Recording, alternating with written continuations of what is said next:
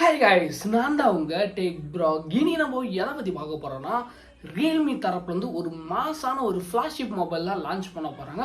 அது ஆகஸ்ட் 28ஆம் தேதி. ஸோ அந்த மாடலை பத்தி தான் நான் உங்களுக்கு இன்னைக்கு ஷேர் பண்ண போறேன். ஸோ இதோட ஹைலைட்ஸை நான் பார்த்ததுல கொஞ்சம் நல்லா தான் இருக்கு. பட் ஆனால் இதோட ரேட்டு நமக்கு தெரியல. பட் ஆனால் இந்த விலையில வந்தா உண்மையாவே இதெல்லாம் வேற லெவல் இருக்கும். ஸோ அந்த ஹைலைட்ஸை நீங்க தெரிஞ்சுக்கணும் ஆசைப்பட்டீங்கன்னா மறக்காம அப்போ இந்த வீடியோவை கடைசி வரைக்கும் பாருங்க. பார்த்தது மட்டும் இல்லாம இந்த வீடியோ பிடிச்சிருந்தா லைக் பண்ணுங்க. அண்ட் இப்போ வாங்க வீடியோல போகலாம். சங்கத்தின் பிரசிடென்ட் எலெக்ஷன் முடிஞ்சு போச்சு.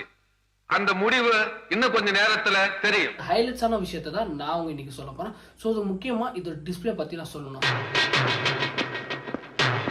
ஸோ இது டிஸ்பிளே பார்த்தீங்கன்னா 6.74 இன்ச்சு கொண்ட ஒரு ஓஎல்இடி டிஸ்பிளே. AMOLED டிஸ்பிளேலாம் கிடையாது, OLED display. So okay, OLED டிஸ்பிளேனா அப்போ இதில் கண்டிப்பாக கர்வ்டு டிஸ்பிளே இருக்குது. ஸோ இதுலேயும் கர்வ்டு டிஸ்பிளே தான் இருக்குது. ஸோ நல்லா கொஞ்சம் பக்காவாக கொஞ்சம் ப்ரீமியம் லுக் பண்ணுறதுக்காக இதை பண்ணியிருக்காங்க. ஓகேலா, இதில் 140 நாளுக்கான ஒரு ரெஃப்ரெஷ் ரேட் சப்போர்ட்னு கொடுத்துருக்காங்க. ஸோ எதாக இருந்தாலும் கொஞ்சம் அள்ளி கொடுக்கறதுக்கோசம் எல்லாமே அள்ளி கொடுக்குறாங்க. ஓகேங்களா, தென் அடுத்ததாக பார்த்தீங்கன்னா இதில் 1 பில்லியன் கலர்ஸோடு இன்க்ளூடிங் பண்ண வரப்போகுது. ஸோ இதில் HDR 10 பிட் சப்போர்ட்டும் இருக்குது.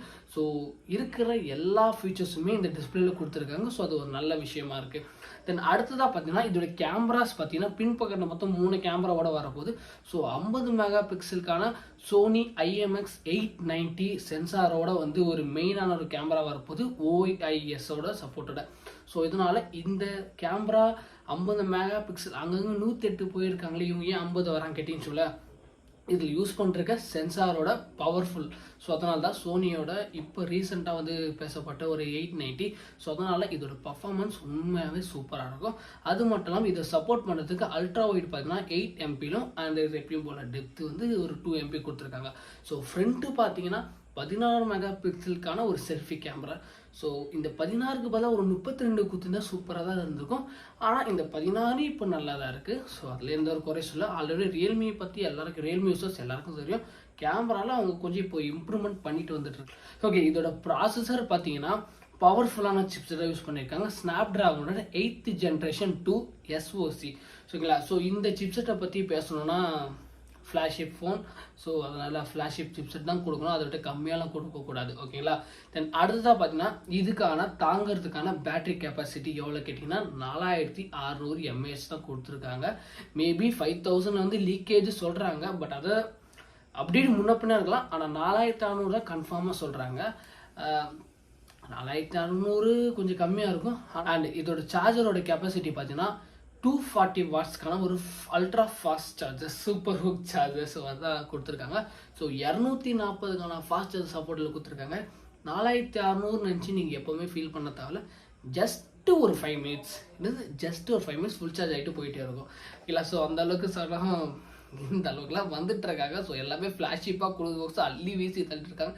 யாரா இவனுங்கிற மாதிரி இருக்குது. ஸோ இதெல்லாம் பார்த்தாம இவங்க இன்னொன்று கொடுத்துட்டாங்க. என்னன்னா, நீங்கள் எல்லாமே எடுத்துக்கோங்க, டிஸ்பிளேவா கொடுத்துட்டோம், கேமரா ஓகே, அண்ட் ப்ராசஸர் எடுத்துக்கோங்க.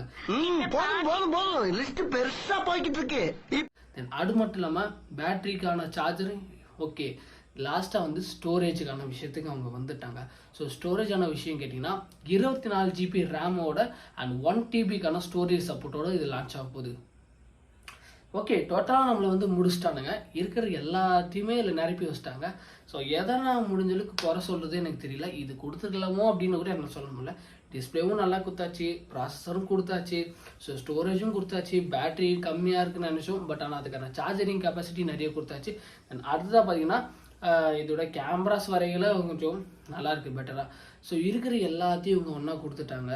இதுக்கு மேலே நான் உங்களுக்கு என்ன சொல்ல. ஆனால் இதோட ப்ரைஸ் ரேட் எவ்வளோ இருக்கும் நீங்கள் எதிர்பார்க்குறீங்க? ஸோ என்னோட எதிர்பார்ப்பு 35க்குள்ளே வரும். 35க்குள்ளே வரல, ஒன்றுமே இல்லாத ரெண்டாவது ஃபோனே 41 வருது. ஸோ இது எல்லாமே இருக்குது. ஸோ 40ல் வந்தால் கூட பிரச்சனை இல்லை. ஸோ 40,000 ரூபாய்க்குள்ளே வந்தாலும் பிரச்சனை. ஆனால் 35க்குள்ளே வந்தால் இது கொஞ்சம் நல்ல ஃப்ளாஷிப்பான ஒரு செக்மெண்ட்டான ஒரு மொபைலாக தான் இருக்கும். இதை வாங்கிறதுக்கு யார் வாங்க போகிறா தெரியல. பட் ஆனால் இதை பற்றி தெரிஞ்சுக்கிறது உங்களுக்கு ரொம்ப யூஸ்ஃபுல்லாக இருந்திருக்கும் நான் நினைக்கிறேன். ஒரு பர்ஃபார்மன்ஸுக்குள்ளே ஒரு ஃப்ளாஷிப் ஃபோனாக தான் இருக்கும். ஸோ இந்த மொபைல் வந்து தான் இன்னும் யார் யாரை காலி பண்ண போக தெரியல. ஓகேங்களா? ஸோ இந்த வீடியோ உங்களுக்கு ரொம்ப பிடிச்சிருந்தா நம்ம சேனலுக்கு சப்ஸ்கிரைப் பண்ணுங்கள். அண்ட் இது போல் நிறைய வீடியோஸ் வருதுன்னா கீழே கமெண்ட்ஸில் கமெண்ட் பண்ணுங்கள். ஸோ மாற்றம் ஒன்றே மாறு. Love you guys. பை. வேறு ஒரு சந்திப்போம். நன்றி, வணக்கம்.